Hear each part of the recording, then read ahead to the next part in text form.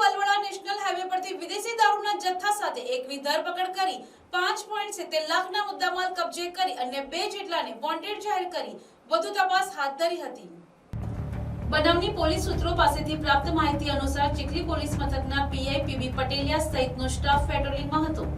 તે દરમિયાન બાતમી મળી હતી કે એક ટાટા પંચકાર નંબર GJ15CR 2932 જેનો સાચો નંબર GJ15CN 5622 માં ભારતીય બનાવટનો વિદેશી દારૂ સંતાડે ચીખલી નેશનલ હાઈવે પરથી પસાર થનાર હોય, જે હકીકત બાતમીના આધારે ચીખલી પોલીસે બલવાડા નેશનલ હાઈવે નંબર 48 પર ઓવરબ્રિજના સર્વિસ રોડ ઉપર વોચ ગોઠવી હતી।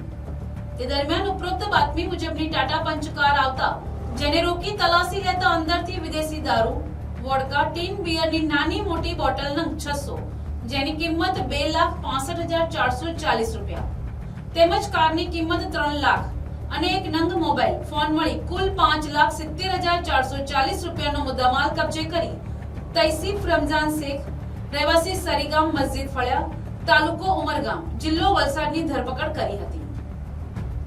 જ્યારે દારૂનો જથ્થો ભરાવી આપનાર સુરેશ રહેવાસી દમણ તથા સુરતના બારડોલી ખાતે દારૂનો જથ્થો મંગાવનાર સુરેશનો માણસ મળી 2 જેટલાને પોલીસ ચોપડે વોન્ટેડ જાહેર કરી વધુ તપાસ ચીખલી પોલીસ કરી રહી છે।